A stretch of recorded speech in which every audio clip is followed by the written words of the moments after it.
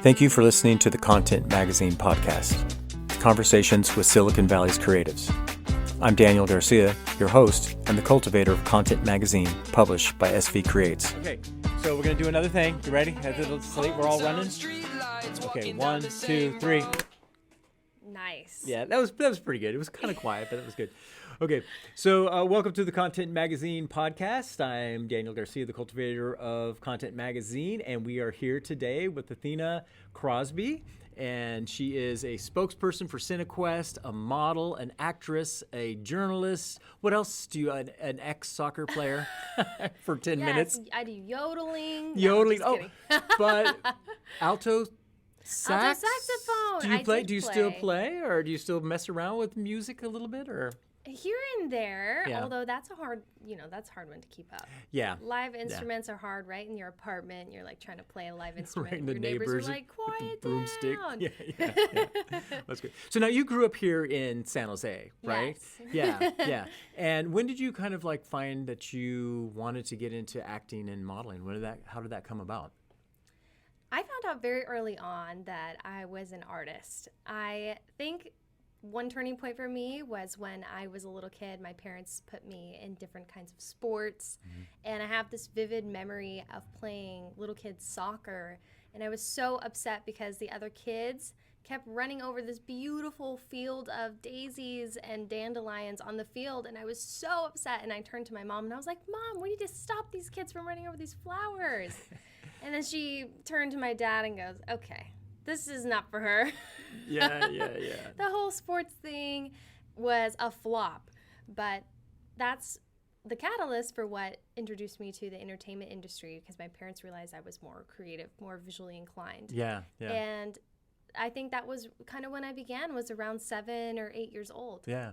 Were you doing this, like my daughter, she did musical theater and she does theater now, even stuff like that. So when she was, she would grab the broomstick and she would sing and Dad, record me, watch this. Did you do that kind of stuff? Are there like home videos and of you singing some songs? Show tunes. Yeah, show tunes. There ought to be. I don't know if I've seen one in a while, but I think, my parents could tell that I was very creative. I always wanted to be in front of the camera. Yeah. Actually, it's funny because I have an older brother who was always grabbing that recorder from my parents. He was always behind the camera, and then I wanted to be in front of it. Yeah. They kind of found out early on what we were like and what we wanted to be. But I did do musical theater growing up. I did do school plays. I was in several plays in middle school and high school. As a young kid, though, I definitely did not have my skills sharpened. They always cast me in the ensemble and in the background. Yeah. One of my most embarrassing stories is probably being cast as a dancing cornstalk in Joseph and the Amazing Technicolor Dreamcoat, where they're like in the dream scene. So we have the full and he's costume.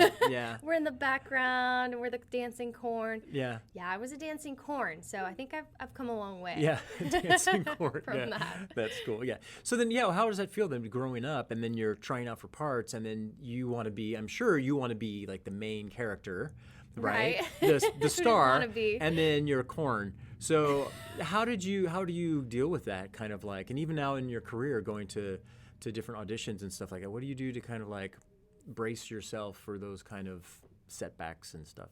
Well, I think starting as early as I did really well prepared me to face rejection and face no's. Starting in the entertainment industry as a kid, I think I was used to it not being chosen or not being picked or hearing no.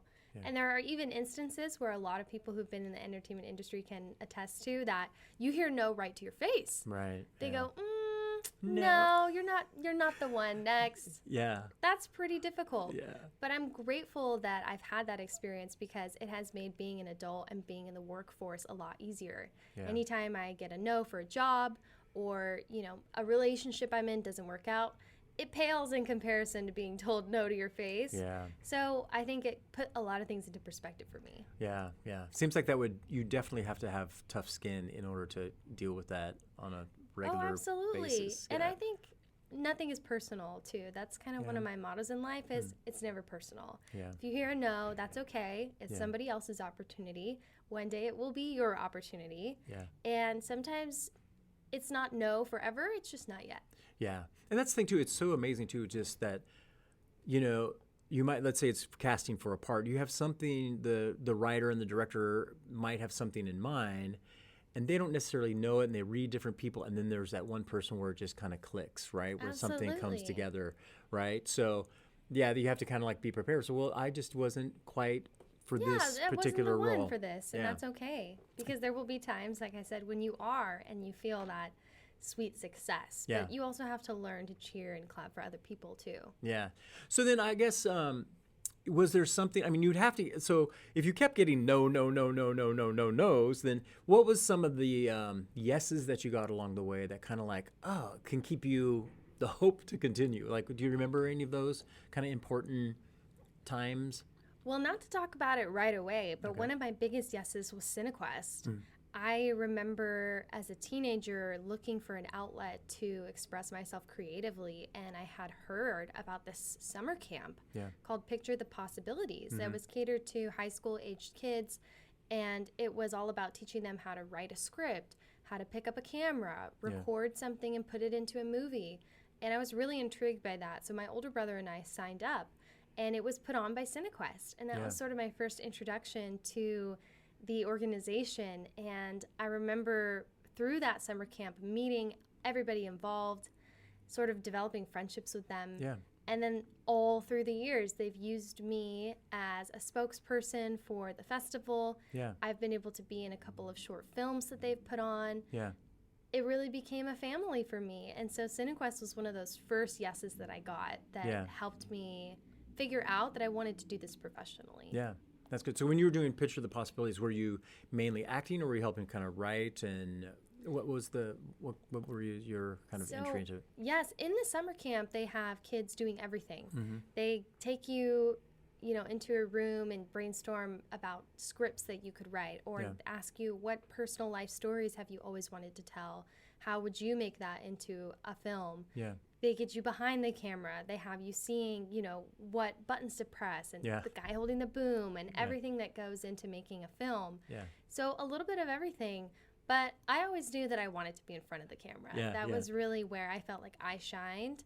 I love playing myself versus characters, but I also like acting and playing characters. I think that's what made me pivot to doing entertainment journalism, was I could be in front of the camera entertaining an audience, but also be Athenna at the end of the day. So, CineQuest, I owe a lot of that discovery to. Yeah, that's cool. That's awesome. So then when you're doing kind of like interviews, live interviews and television and all that kind of stuff, are you using a teleprompter or anything like that? Or a lot of times it's kind of like a script, and because I know you do like red carpet interviews, but have you ever done like the teleprompter news type thing? Or I get that question a lot, actually, because not everyone knows the difference between traditional broadcast journalism and entertainment journalism. I have used teleprompters before. That's usually when we're in the studio, and it's like a controlled environment. But on the field. As an entertainment journalist on the red carpet, you're thinking on the fly. You can come up with some questions in your head ahead of time, but you might not even remember those by the time the celebrity comes around. So it's really a lot of on-the-spot thinking. But I find it really exhilarating, and it's very challenging too, so that keeps me like mentally stimulated. That's cool. Is there anybody, who have you interviewed that you were so far that you've been like, oh my gosh, that was cool. It was like super cool to meet them, and maybe, so let's do like someone that you met, you're like, oh my gosh, like you were kind of fan struck, and then the other one would be where you felt like, oh man, I really nailed that. So let's do two little interview questions. Well, as I've said, being in the entertainment industry as early as I did, I think that sort of numbed me to a lot of the starstruck feelings. So there hasn't been a celebrity that I've interviewed where I felt really starstruck by them. That being said, there have been a lot of really cool ones where my friends or family are really excited. For example, one of the first interviews I ever did with a celebrity was through CineQuest, where I got to interview James Franco. Oh, cool. On a young discussion panel. I've also had the chance to interview bands like Imagine Dragons. I interviewed Vivica Fox the other day. She's got a movie that's at the festival this year. Patricia Arquette, David Arquette, different Oscar winners. So a lot of big names, but you know what? And you didn't feel a little nervous of like, oh my gosh, they're this? No, because it's my job. If it were a different circumstance, like I saw him at the grocery store maybe, then I could fangirl. But, you know, you can't do that when you're representing a brand, right? Oh my gosh. So I was very excited nonetheless. Right. One person that I know I would fangirl over, if I ever get the chance to interview him, he's like one of my dream interviews, is Guy Fieri. Oh, okay. From the Food Network. Yeah. He's just so weird. I really want to meet him. Guy Fieri, if you're watching this. Right? Yeah. Call me. Are you into cooking too? Is that some other thing? I love to cook. Oh, yeah. I don't know if I'm that good, but I love to do it. And what's your go-to dish that you make? Well, being half Venezuelan, we make a lot of arepas in my house. Okay. It's a traditional Venezuelan food, kind of like a tortilla mixed with an empanada kind of thing. That would be one of my favorites. It's something I grew up eating a lot. Yeah. But I would like to think that maybe if I put more time and effort into it, I could become like a Guy Fieri. So that's why I need to talk to him. Yeah, that's right. So I can get his advice. Yeah, you need your own kind of like cooking show with something like that. Mixing. That's what I'm saying. Bring San Jose Venezuelan food, right? Like kind of like that would be kind of fun. It needs to happen. I'm manifesting it. Yeah, that's right. Yeah, good. So yeah, and you grew up here in San Jose, right? Yes. So what high school did you go to and stuff? So I went to Leland High School. Leland, okay. Yes. Yeah. And so were you in plays there and stuff like that in their theater group or? A little bit. Yeah. I did do a couple of plays and musicals at Leland. Again, I was always in the ensemble, never the star. But that's okay. You have to eat humble pie for a while, right? Before you can really succeed. Yeah. In my later years in high school is when my entertainment career kind of started to blossom a little bit. So. Well, you started to get into pageantry. Exactly. Too, because you. Yes. How old were you when you won your first competition, like Miss San Jose? You were relatively young, right? I mean. Yeah, the organization of pageants that I'm most involved in is the Miss USA system. That's the one that goes to Miss Universe. Yeah. And I started competing in that circuit when I was 14. Okay, yeah. So early on. That's high school. Yeah. Yeah, exactly. Yeah. Early on, I knew I wanted to be Miss California Teen USA. Yeah. I ended up winning Miss California Teen USA when I was 17. Okay. I think on my 4th attempt at the title. Yeah. So exactly my senior year of high school, I was like a normal kid one day, and then I won Miss California Teen USA, and I went back to school, and I remember my teachers had all heard about it somehow. Maybe they were like following, Googling it, I don't know. And I came back, and they were like, oh my gosh, you won. And it was this huge big deal. And then I was out for a lot of the year doing appearances and events. So the other kids were like, what happened to Athenna? Where the heck did she go? Yeah. I was just out and about, and it was a little bit of a sacrifice to miss out on some of those high school memories, but it was worth it because it was something that helped, I think, my career trajectory. Yeah, totally. So go through this. First, you have to win the city, and then you win the state, and then you win the nation, and then you win the world, right? And then you win the universe. The universe, yeah. It's not even just the Earth; Sorry, it's the universe. Everybody else. yeah, Mars and Saturn and everybody. Wow. Yep. Yeah. You just can't compare. So then, so you were Miss San Jose. Right, Miss Teen San Jose. Yes, exactly. Yeah. So what's the process of getting involved in that? And then while you were doing that, like, did people know in the high school that you were kind of doing that, or was it kind of like this double life? And do you have to travel? Well, if it's Miss San Jose, you don't travel too much, right? Or what's kind of like the travel schedule? The potential is there for travel. So I got into pageants actually sort of through my heritage. As I talked about a little bit earlier, I am half Venezuelan. My mom immigrated to Venezuela in 1988. Or from Venezuela to the U.S. And if you know anything about pageants, there are some places in the world where they're big. Yeah. They're big. It's a huge deal. Yeah. Venezuela is one of those places. Okay. The woman who wins Miss Venezuela is like more important than the president. She is everything. And growing up, I used to watch pageants on TV with my mom. Yeah. And it's something we would do together to celebrate my heritage and our culture. Yeah. Eventually, I realized I want to do that. I want to Yeah. be up there. I really admired those women and looked up to them. In places like that, too, it's a way that a lot of women escape poverty. They use their beauty to their advantage, and that's an asset that they have to help their families bring money home. Yeah. So to me, I loved everything about it, and I knew that's when I wanted to do pageants. So I did, start doing it at such a young age. Yeah. but I really am happy with the whole journey, and I think it's brought me a lot of friendships and life skills and connections. So one of my favorite, I think, just journeys that I've been on. Yeah, that's cool. And then I know this, you in some of the pageants you've won, Miss Congeniality, and even talking to you, do you know what I mean? I just see like the friendliness and the positive attitude. Nice. So is that kind of always how you've been, and you've kind of, people have recognized that you win the award. Right? It's such an honor to win something like Miss Congeniality because it is voted on by the other girls. Oh, okay. And so you're not cutthroat behind the stage and trying to trip up the girls and spiking their coffee or anything like that? No. First of all, I've never heard of that. Oh, really? That's creative, though. Actually, the opposite. I have noticed that over the years, I tend to include people so much that I almost recruit my own competition, too. So I've had friends over the years that I've tried to get to do pageants with me. Yeah. I'm like, hey, I have an acting and modeling opportunity. It would be great for you. Yeah. You should do this. Lots of people ask me how to break into hosting. I'm always sending them all the resources that I have. Yeah. So I'm all about including and uplifting other people. I think that's what has helped me get noticed for awards like Miss Congeniality is people see that my heart is in the right place for sure. Yeah, that's good. I mean, and like you were saying earlier too, it's like there's different parts and different kind of roles for different people, and if you understand that, then you don't have to be threatened necessarily by the competition or something, right? Yeah, I definitely agree. Yeah. So then what is it like? Yeah, what is it like backstage with, I imagine it's pretty emotional. People want to win. Oh, for sure. But then if you're, come in, 10th place or something like that, or you get cut on the first try. That's hard. It is. What is it? So the backstage, are there some cutthroat girls? Or I'm sure you're too Miss Congeniality to even say, but there must be people that are pretty competitive.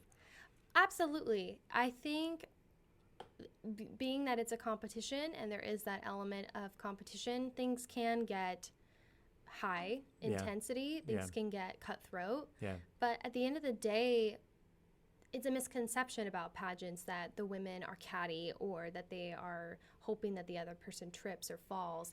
I think I found most of my lifelong friendships through pageants because it's other women who are equally driven, who are ambitious, who have similar values and are very like-minded. Yeah. So although everybody wants to win, and of course, you hope it's you and not the girl next to you, we all cheer for each other, and it's okay to concede the race and let somebody else win and let somebody else shine, because when you do that, when it is your turn, they will be rooting for you and cheering for you. So I found to have a really positive experience through pageants so far.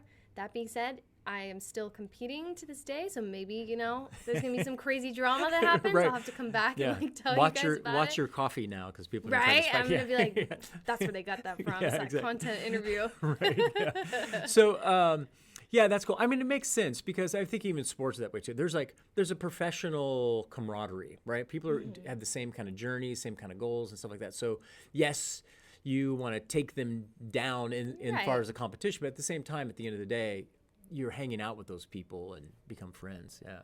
And cool. It is a lot of fun too. It's fun to put yourself in an environment that's so high energy and high stress, and your adrenaline is rushing, and you're running around backstage. Like, even if you don't win, you already won a lot from just putting yourself in that environment. Yeah. I meet so many women who tell me, I wish I did a pageant. I always wanted to, but I was too scared. Yeah. All the time I get that comment, and I go, you should have done it. You should do it. So even if you lose, for so many women, it's a bucket list thing too, where you can just check that off and say, I did it. I put myself out there, and that's a win. Yeah. Yeah. That's cool. That's awesome. So let's go way back. Uh-oh. Like way back. I did some research, dug up some skeletons. No, I didn't. But I just see that you worked at Plato's Closet, which is a secondhand store over by Oak Ridge, I think it's right? Yeah. Yeah, so tell us about that experience, and tell us what day is the best day to go into Plato's Closet to find the best deals. To sell or buy? To buy, yeah. Ooh, let me kind of go back into the time warp of my mind. Actually, my coworkers from Plato's Closet might see this. So I'm going to send this to them. And I'll be like, guys, we're still here to this day. Yeah. That was a wonderful experience. That was one of my first real jobs, was being an assistant manager at Plato's Closet. I loved it. I love thrift shopping. I'm definitely a bargain hunter. Yeah. So working at a store where I found the cutest clothes for the cheapest was a dream come true, especially when you're in high school. Totally, yeah. I still shop there to this day. I think I went and shopped there like last week. But it was really good for me getting to lead a team of what at the time was a bunch of other young women like myself. Yeah. Was one of my first leadership opportunities, and I really credit, the owners of Plato's Closet at that time for giving that opportunity to me, and they still root for me. They're still my friends on Facebook, and they're always cheering me on for everything that I see. Yeah. So I've been very lucky to have that support from them as well. It was a great first job. Yeah. I miss it. Yeah. Those are the easy days. Right. Yeah. Compared to, so then, is there? Are you still kind of thrift store shop nowadays? And what's your go-to? Because you're living now in Southern California because because of your career and stuff like that. Industry. Yeah. Is there a spot down there that you go to that you'd want to? Not as of yet. I think I'm still riding for Plato's Closet San Jose. That's still like my number one. Good answer. Hey, I'm still promoting them. But yes, I love bargain hunting and thrift shopping.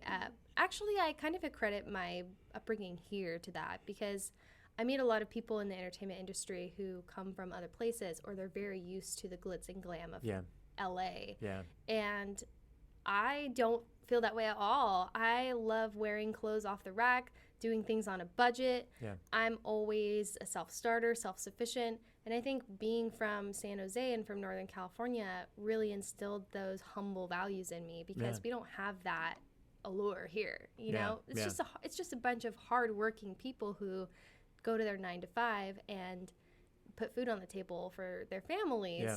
So I really appreciate having sort of that grounding coming from here. I don't get swept up in all that. Yeah, that's cool. Now, do you speak Spanish too, or did you? I do. Yes, okay. Yes. My mom is from Venezuela, like I've said, and I do speak Spanish fluently.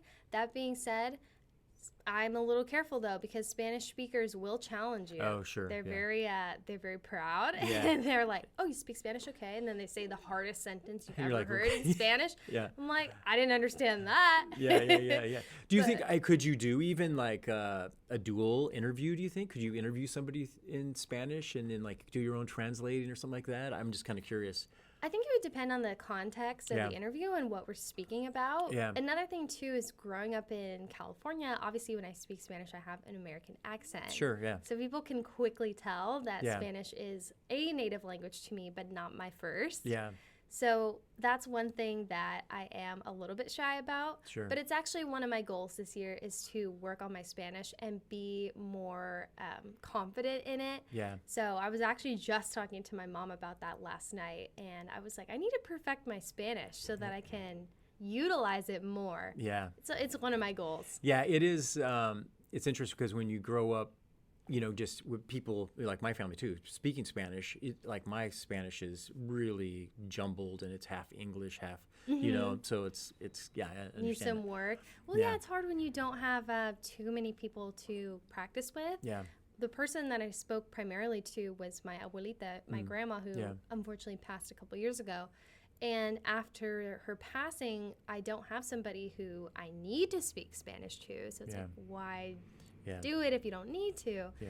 But it is a goal, so I'm going to work on it. And this time next year, I'm going to say we're doing this interview in Spanish. We're going to do it in Spanish. You're going to work on your Spanish, and I'm going to work on my Spanish. Well, I'm not committing to that goal. It's a good goal for you. Okay. I'll have somebody else interview. Do it in Spanish. So my kids actually went to Spanish immersion, so they're completely fluent, which makes me super excited. My abuelita was super excited about it and all that kind of stuff. So they're fluent, and that's a good so maybe I'll have them interview you. Okay. In Spanish. We're going to take over for you. Yeah, that's good. So then let's talk about CineQuest. So you're a spokesperson for CineQuest. What is happening this coming August, right? It's coming up in August, yeah. Yes. And what have you been able to see and thinking about, and what's coming up?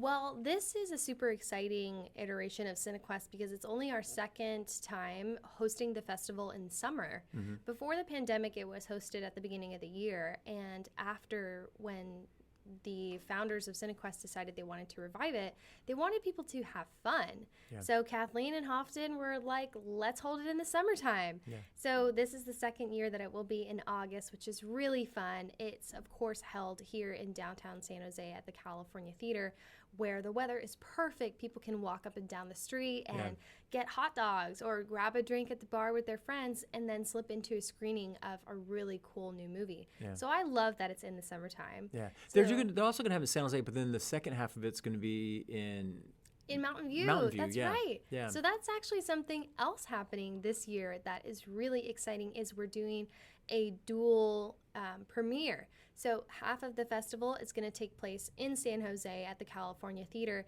and then the second week of the festival shifts to the Icon Theater in Mountain View, which is really exciting because we want to pull in more audiences, people who don't just live in San Jose, but all throughout the Bay Area, so that they can come and check out the screenings of those movies, hopefully a little bit closer to them. Yeah, that's cool. And what's your role? What's some of the responsibilities that you have as being the spokesperson for CineQuest? What are you going to be doing?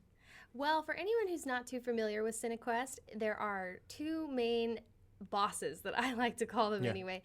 Hofton, who is one of the co-founders of CineQuest, and Kathleen, who's another co-founder.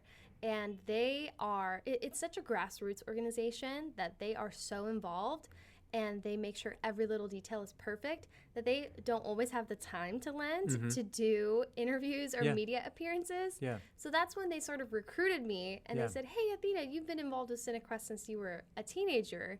Why don't you go and talk about what the festival means to you and why it's so important to the community here. Yeah. So they dubbed me the spokesperson of CineQuest, and I get to go around to all the different local outlets here and talk about the festival.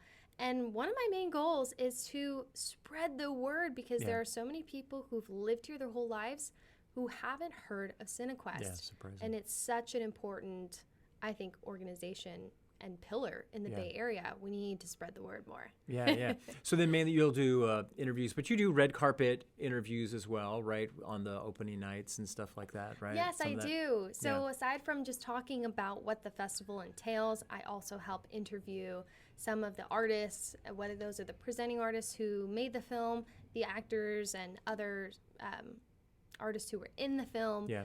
I also have had the chance to interview some really cool celebrities who have been Maverick Spirit Award winners. Last year we had Jim Gaffigan. I was interviewing him on the red carpet. So they have given me some really, really cool opportunities. And I also get to talk from my experience, of course, of being involved with the festival as a kid to now. Yeah, that's cool. That's cool. Yes. For you, what would you say if you were to, let's say you were old like me, you get end of your life, and you're to look back, what would be for you, what would be success for you? What would you see as you had a successful, for Athenna, it's like this would be successful life that I've had? Oh, that's a tough one. I used to have a mentor whose motto was that success happens when opportunity and preparation meet each other. Okay. So basically, you do your part to be prepared. Mm-hmm. That's your 50%.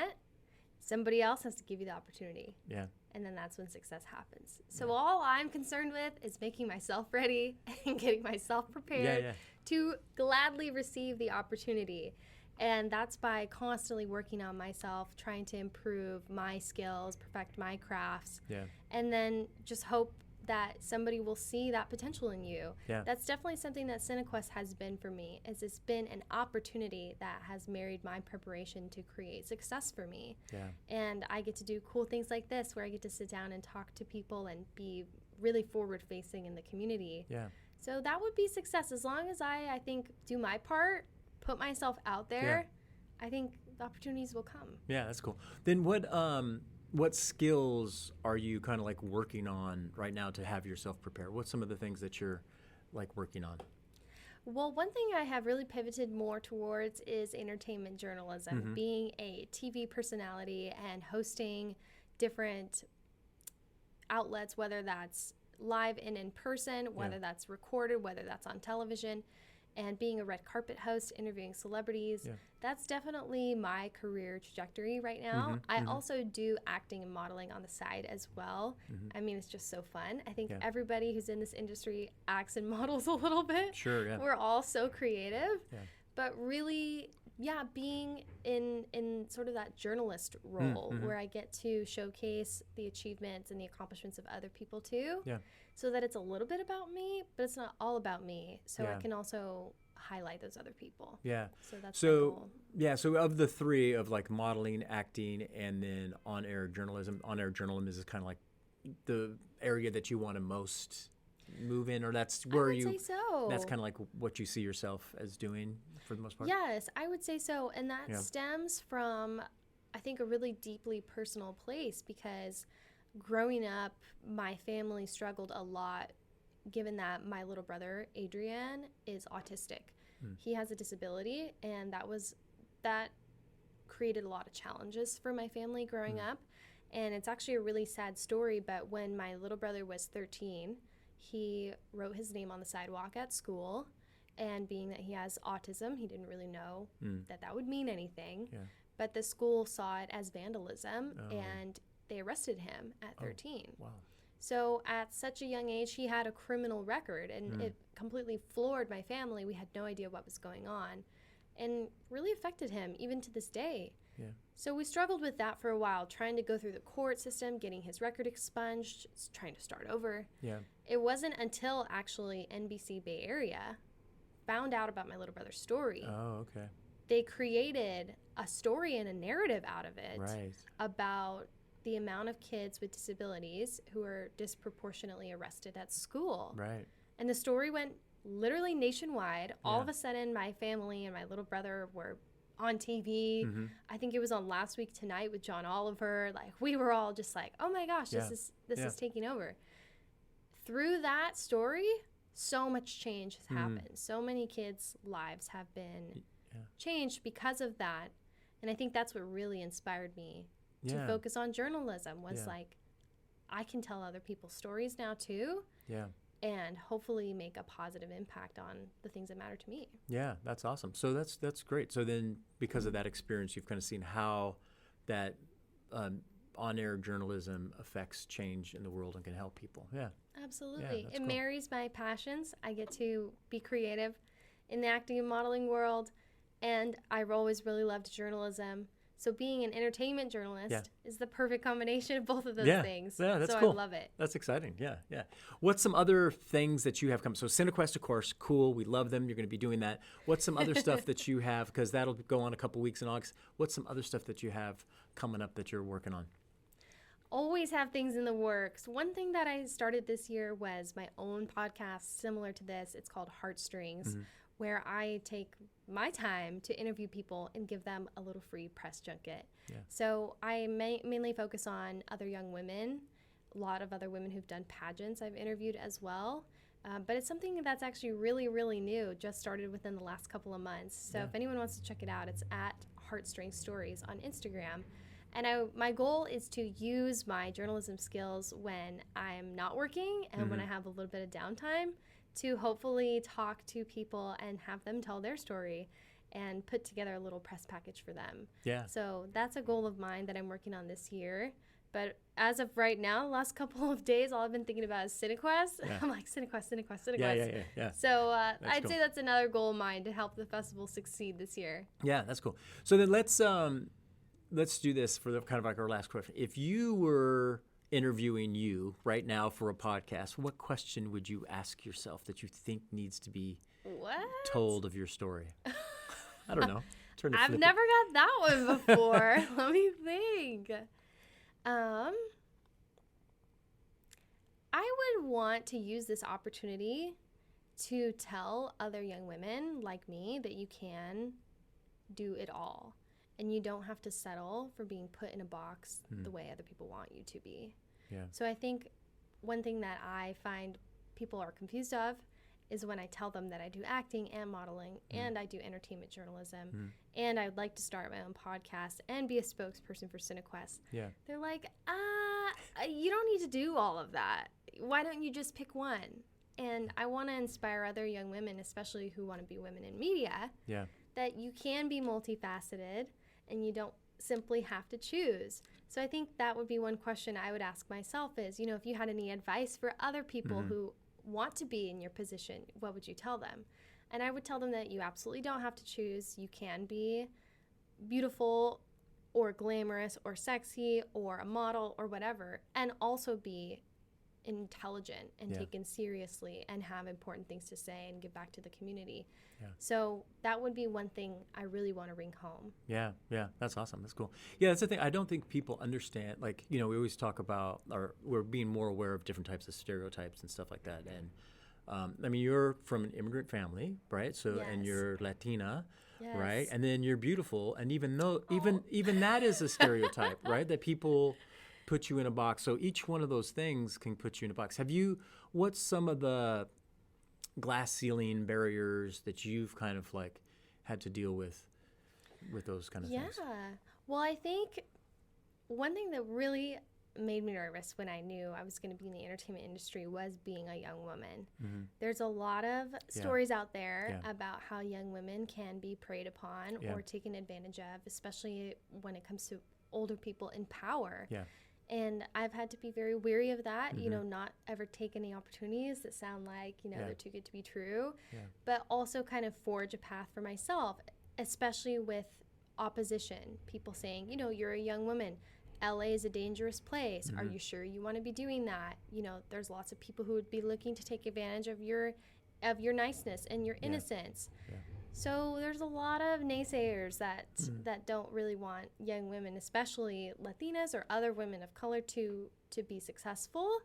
But thankfully, I think that's changing. And I think people today are more understanding and accepting than ever before that women or people who are minorities or anybody else who maybe wouldn't have succeeded in the past can succeed today. So thankfully, society has changed in a really positive way that's allowed someone like me to succeed. So I'm happy for that. And I hope to keep kind of like blazing that trail for other women. Yeah, that's cool. Awesome.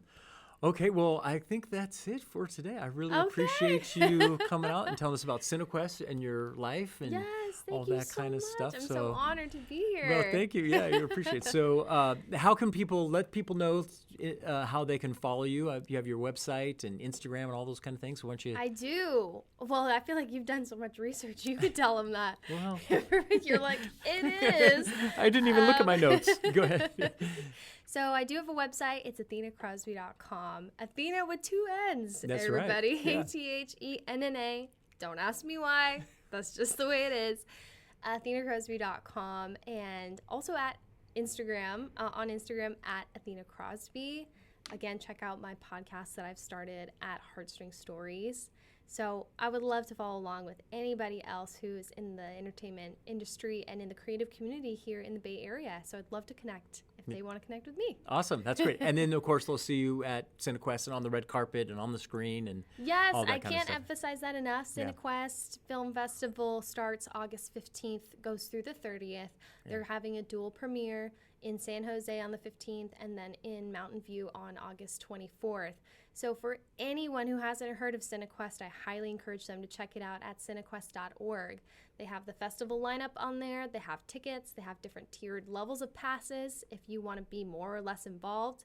It absolutely is one of the best things to happen this year in the Bay Area, and you don't want to miss out. So check out cinequest.org. And hopefully I'll see you on the red carpet. Yeah, that's awesome. You do such a great job. You remembered all those dates and all that kind of stuff? Oh, for sure. That's what I'm here to do. Because that's what you do. Yeah, that's good. Well, thank you very much. Really appreciate it. Oh, thank you so much for having me. See you guys at CineQuest. Bye. Thank you for listening to the Content Magazine podcast. Follow us on social media at Content Mag. Become a member and help us to continue to tell the stories of the South Bay creatives. This episode's music is 408 by Jack Pavlina.